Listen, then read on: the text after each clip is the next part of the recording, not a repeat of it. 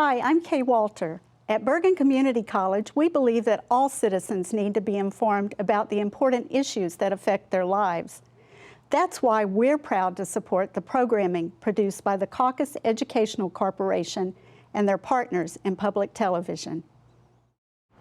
This special edition of One-on-One with Steve Adubato is brought to you from the Tisch WNET studios at Lincoln Center.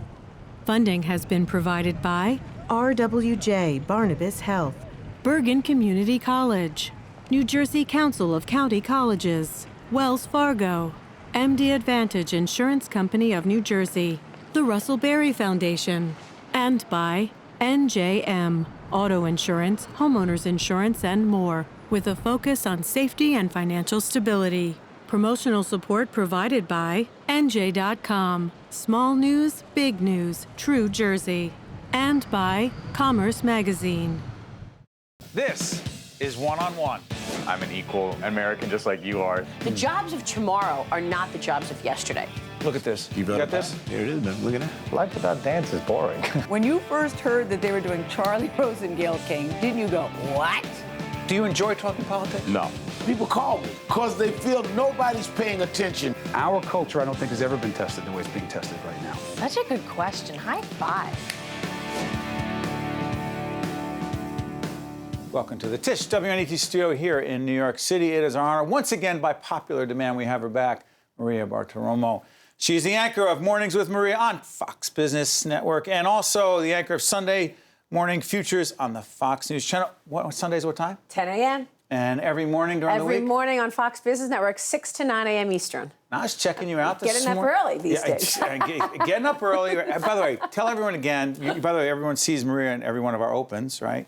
How early is the morning? Well, I get up every day at 3:30 in the morning because I'm live at 6 o'clock in the morning from our studios in New York. So it's just a little prep before then. So I don't mind it. I love my schedule, by the way, and I love my show. Love? I'm having the best time. Love. Okay, so we are taping this toward the end of 2016 as we go into the holidays. So it'll be seen after into 2017. I'm watching this morning on Mornings with Maria. You have this great cast of folks on. And just today, I know we'll date ourselves, but this is relevant. Donald Trump tweeted. Are you shocked? No. Okay, so he happened to tweet about the Boeing thing and, you know, the price. Hey, listen, this is too much money. Right. And I heard you talking about it, and the stock price dipped for Boeing and came back up. You are a fan. Are you in favor of him expressing his views about these kinds of things in the marketplace? Well, I don't know about that. I think they're You think it's okay? Well, it depends. I'll let you say. If he is going to start targeting individual companies by name and moving their stock prices, no, I don't think it's okay. That's not good. No, I don't think it's good. Having said that, I think he's using this Twitter as an opportunity to sort of send messages out.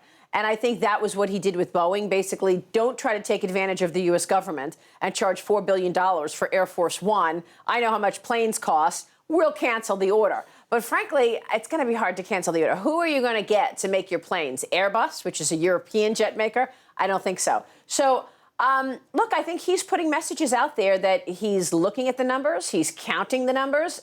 He's there. Don't try to take advantage of anybody here because he's the new sheriff in town. You know, watching you during the campaign, I mean, you moderated 2 That's right. debates. You were right in the middle of this. What would you say, Maria, the most significant lesson you took away and you believe the country should take away from this historic election? Well, I think that this election was about the working man and woman. And I think virtually everybody in the media missed that. I don't think we missed it. I mean, Fox Business Network always took Donald Trump seriously. And I did, up until the end, know that he had a real shot. And the reason that I knew he had a real shot is because when I would go to West Hampton, where I go on the weekends, all of the small business people that I would run into, I'm talking about the bagel shop owner, the restaurant owner, the farmer's market guy with the stand, all said the same thing to me, and that was, Maria, Trump economics, we need Trump. We got to get Trump in there. He's going to make our lives better. And I kept saying to myself, wow, this is not being polled. Small business was desperate for Donald Trump economics, desperate. And I think the other side, Hillary Clinton, did not have a plan. And so when you consider the fact that Donald Trump had specific ideas, I'm going to lower taxes, I'm going to roll back regulations, I'm going to redo trade deals that don't make sense, that resonated with people who haven't seen their salaries move in 20 years, who haven't seen the opportunities that the rich have seen in the last 10 years. And they were sick of it. And they said, you know what, media, I'm pushing back on you because you're not telling me the truth. I'm going to make my own decision. So I think the lesson from this election is listen to the people. Don't make an assumption that you know better. And I think this really was about the working man and woman, that person who feels that they've been forgotten. You know, the stock market has been going up, and so as we speak, and so the rich are making money, and you see all these opportunities, and you see the headlines in terms of the economy getting better, and yet the average guy and gal out there, the average family, is not seeing it. They're not seeing their wages move. Wages are down in the last 20 years. They're not seeing the kinds of opportunities that were promised to them as a result of globalization, because globalization, frankly, did not work for them. But Maria, let me ask you this. As a student of leadership, I asked you last time you were here in preparation for the book that I was writing, Lessons in Leadership, your number one leadership lesson. And I wrote about Trump and Hillary Clinton and my perception of their leadership styles. This was before the outcome of the election. I want to ask you about Trump's leadership style, combined with his communication style. Today, I argue, and it's not about public television, we don't express our opinion, but I do think about discipline, the need to be a disciplined communicator in such a powerful position. Your thoughts? Well, I think that's a really well. important point that you raise, and discipline is very important. On the other hand, Donald Trump says things that a lot of people are thinking, and he's honest. And the fact that he says things that somebody might be thinking, that tells that person, you know what? He's telling me the truth. Excuse me for interrupting. Even if there are questions about the facts in those statements being accurate? Well, let's talk about which facts you're referring to. Okay, so. Because, I mean, we can't say... No, that's fair. Yeah. That's totally fair what you just said. So just go back, and I don't want to take things out of context. Totally, he wins the election and moving on. And for those of us who, whether you voted for him or didn't, you want him to succeed because you want the country to succeed. But when he turns around and says, you know, listen, by the way, I won the popular vote, and the millions of people who voted, they weren't even legal. And for some people, they say, wait a minute, I wanted to move on with him, whether I voted for him or not. But there's no fact behind that. Oh, a lot of people are thinking it anyway. I would argue that there's a question of discipline and being factual and being able to back that up. Your thoughts? There is a feeling that illegals voted in this election. We have not seen the numbers. We need to see the evidence. I completely agree on that. Donald Trump should have supported what he said with some evidence. However, there is real concern about voter fraud and that people are playing with the machines. I mean, we had a woman on my show a couple of weeks ago, and she said that she went to the voting booth in Texas. She voted Republican all the way straight down the line. Her voting stub came out, and it said everybody Republican except Hillary Clinton. Her vote was changed to Hillary Clinton from Donald Trump. This is a woman who came on the show from Texas. Now, I'm not saying that I have any evidence that there was illegality in this election, but this is not a new concern. People do worry that illegals voted. So interesting, no, but he goes by his instincts. And yes, he does. You feel the country, a significant portion of the country is wanting that. Well, they want change, Steve. I think that from everything before it. Right. And they don't want a politician who's been in the job 30 years that hasn't done anything for them. They don't want to feel like, okay, this is going to be more of the same. And I don't think this is Republican or Democrat. Right. This is throw the bums out. Let's start again. Let's try to look at this government that we have and try to make sure that everybody is really being represented. And I think they just wanted change. I don't think any of those 16 candidates on stage could have beaten Hillary Clinton. Say that again? The 16 candidates who Donald Trump beat on the Republican... Tremendous accomplishment. Okay, I mean, he beat all those 16 people. It was some major players. Right. Jeb Bush and Marco Rubio, Governor Huckabee, et cetera. I don't think any of those people could have beaten Hillary Clinton because it wasn't about Republican versus Democrat. It was about change. Here comes this bombastic guy from Queens, New York, who's leading by instinct. And for a majority of people, they said, you know what? This is the guy to shake things up. I don't know if he's going to lead the country better than what we've seen in the last 8 years, but I'm willing to take a bet. I'm willing to take a bet on change because so far it's just not working for me. The other thing is the media. I mean, the media really What did we get wrong? Well, the media let everybody down. I mean, let's face it, Steve. You've got an election here, Donald Trump versus Hillary Clinton, and all we heard every day is how bad Donald Trump is. And meanwhile, Hillary Clinton was under federal investigation. She was under FBI investigation. I'm sorry for interrupting. You're saying we did not focus enough on the emails or the investigation? If the Clinton Foundation is under federal investigation, there could be something there. The FBI is investigating it. And the fact that there were certain situations where the U.S. has pushed back in terms of selling uranium to the Russians for a long time. And so then Hillary Clinton is Secretary of State. She sells 20% of the uranium that the U.S. has in its stockpile to the Russians. And just a few weeks later, she gets $140 million into her Clinton Foundation. There are other stories like that. The Prime Minister of Qatar, the Qataris, giving Bill Clinton $1 million gift. None of this stuff was reported. Why do you think we didn't focus enough on that? Because the media was all in for Hillary Clinton. All in.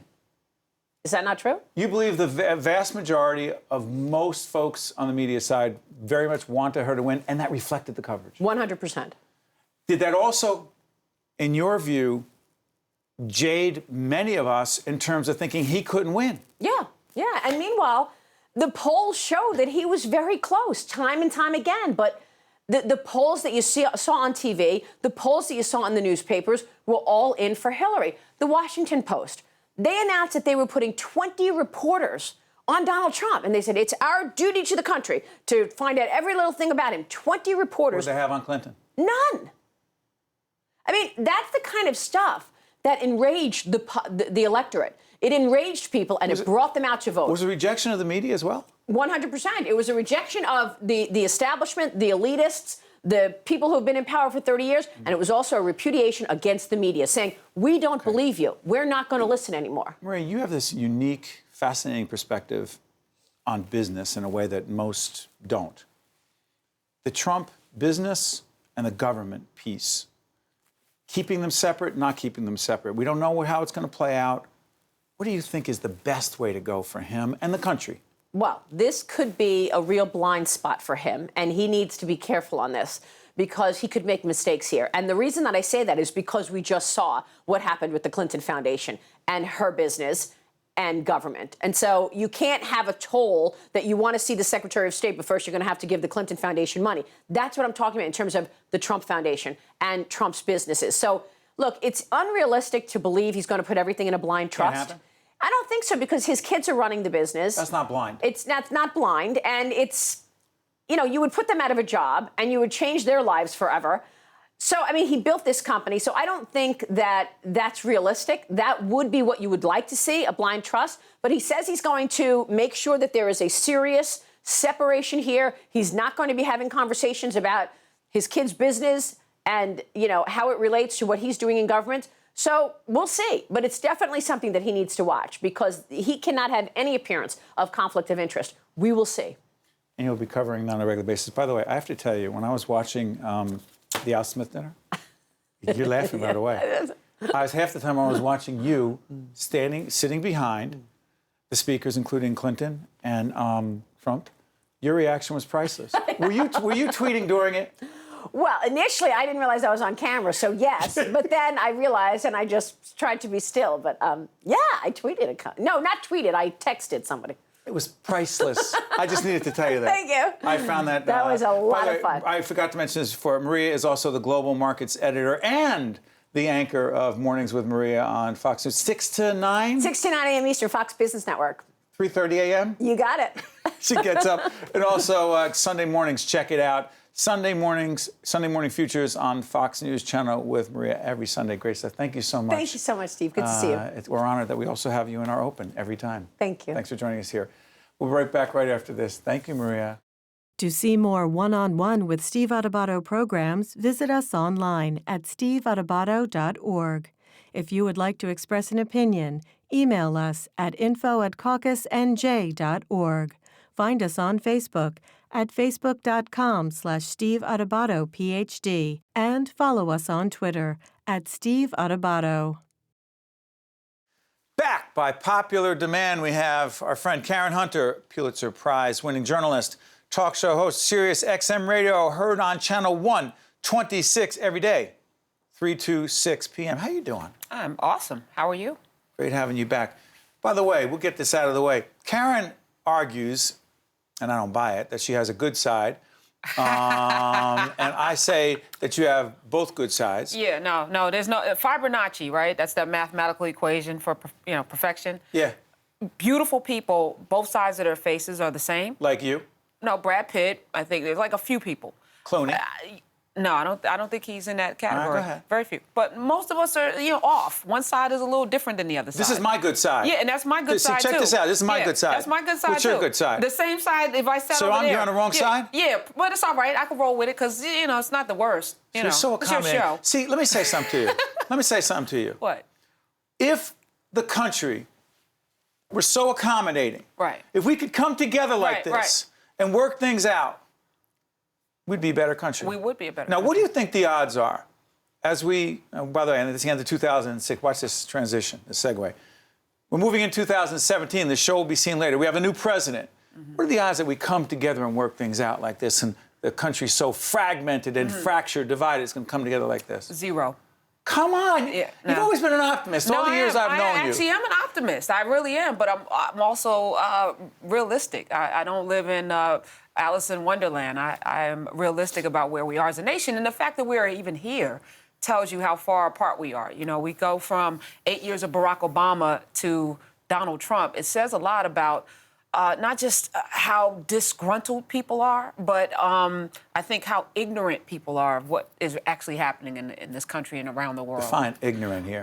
Ignorant is defined the way it is, like lack of knowledge. We unfortunately, most of us are getting our news from sources that are not real. We don't do our homework and research, so we hear things and then we repeat them, and then they become, fact. So when Donald Trump says, African Americans, you're living in hell, and I look around and all of my friends aren't, 76% of black people are not living in poverty. Black women are the most educated, degree holding in the country. I go, where is he getting that? And then it gets repeated. What about Chicago? And then that gets repeated, and it just, we're in a place where it's just hard to beat back all of the misinformation. Why did Trump win? Because people are unhappy, but I guess they're unhappy. Or Enough. You know what? I've been grappling with this since Election Day. I actually went to sleep before, and I knew it was going to happen. I didn't want to watch it. My psyche couldn't take it, and I woke up to President-elect Donald Trump, and I wasn't shocked because I think we live in a nation that is, whether we want to admit it or not, really, really at its roots, very divided. Very, very divided. And what, when you ask people why, well, my job, and I'm like, are you gainfully employed? Yeah, but Obamacare. Well, were your premiums going up before? Well, yeah, but, there's these things that they're rooted in, but it's not rooted in anything factual. It's just how they feel. But two things here, Karen. One, how much do you put, and again, we're doing it at the end of 2016, we're trying to make sense of what happened, but also look ahead. How much do you put the results of the 2016 presidential election on the fact that Hillary Clinton was not able to connect with voters, a significant percentage of African-American voters, and if they are particularly concerned, you and others, why did more African-Americans not come out and support her? She didn't lose because black people didn't show up. Roughly, I'm going to say 89, 90% of black women voted for her. Was there a high percentage? Was there a significant percentage? She lost percentage because white people didn't show up for her. She lost because white people didn't show up. Barack Obama won because white people showed up for him. You can't win an election just on the basis of a 13% population. You cannot win just based on that. Karen, you're arguing that, I want to understand something. You're arguing that there was a high degree of enthusiasm for Hillary Clinton in the African-American community? No, I'm not arguing that. Let's be honest. She was a flawed candidate. I think if Joe Biden had won, it would probably been a landslide. I would say right now, Bernie Sanders had been a nominee. Could have won. I struggle with that one. Hillary was flawed, but I think she also, and she said this herself, she's not very charismatic. She doesn't make the case for herself. She's not that person. She's not very politically eloquent. Doesn't connect with people, some say. She doesn't, and she didn't. And that's why she lost. Because, again, people voted on emotion, not on facts, not on, what's actually going on in the world and the country. They voted based on how they felt. But another thing that you said that struck me, and you and I have known each other so long, and I listen to your show, and I'm compelled by it and interested in it, and I argue with you sometimes as I'm in my car. Am I right that you said that if you voted for Donald Trump, at the core there was racist? Yeah, I've said that. You didn't mean. You didn't mean everyone who voted for Trump. Well, here's what I mean. Because I don't mince words. If you could if you could pull a lever for somebody that had the history that he had, I'm not just talking about the housing discrimination. I'm talking about calling for the death penalty of 5 young boys in New York City for rape. And then when they were exonerated, still hasn't... Central Park 5, still hasn't apologized, still said, well, they must have done something. Took out ads in the paper. Took out ads in the paper, a lot of money. As I worked at the Daily News at the time, that was a $25,000 ad. He did one in the New York Times as well. Calling for their death, for a rape that they were exonerated for later. DNA evidence proved that they didn't do it. Not only did he not apologize, but he doubled down and said they must have done something. This man, to me, more so than any other candidate, because I can roll with policies that I don't necessarily agree with. And truthfully, as I get older, I'm a little bit more conservative than I was in my 20s. The climate in this country that he fostered and fanned the flames of, both through his social media and through actually what he did at his rallies. This is, take him out, let's beat him. I can shoot somebody and get away with it. And it's just the disconnect. Your solution to black folk is appointing Ben Carson as head of HUD, having Omarosa as your, outreach person. It's so insulting that if you could pull a lever for somebody that the KKK did a rally for in celebration, that David Duke and all these alt-right, white supremacists have come out for, it says something about you. Now, you can argue with yourself and say, I voted for jobs. Or I voted for change. What kind of change? Unemployment is at a 9-year low. We're gaining 180,000 jobs every single month. Those jobs, those coal miner jobs, are never coming back. That's a lie. We saw the deal with Carrier. That was a smoke and mirrors, bull crap, dog and pony show. If you could really say to yourself, I voted for him because I want, what kind of change are you looking for exactly?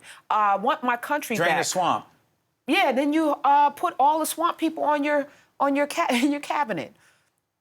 This is saying something. Karen, respectfully, there are some of my friends who voted for Trump who and I can have spirited. No, I could have spirited discussions with them about it, and we go back and forth. But at the core, all of them racist. I think that we in this nation have a race problem that we never deal with. No doubt. I think that more of us, if 75% of white people have no relationship with blacks, and that's a Washington Post poll, that's on purpose.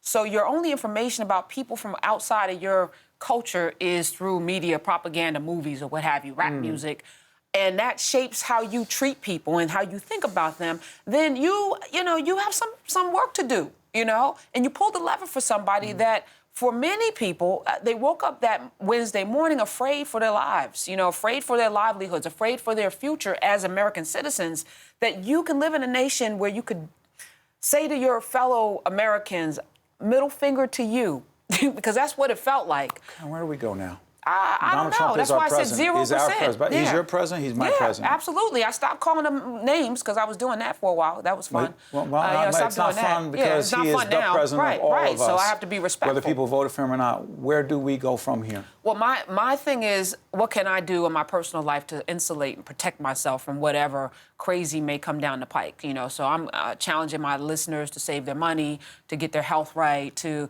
work on pooling their resources, coming together, building businesses, fostering community, building neighborhood watches, showing up to police stations and meeting your police captains and police precinct heads and police chiefs and introducing yourselves to them so that we can have the relationships that we need to have in this law and order, that Donald Trump is going to usher in. He said law and order and stop and frisk is going to become national.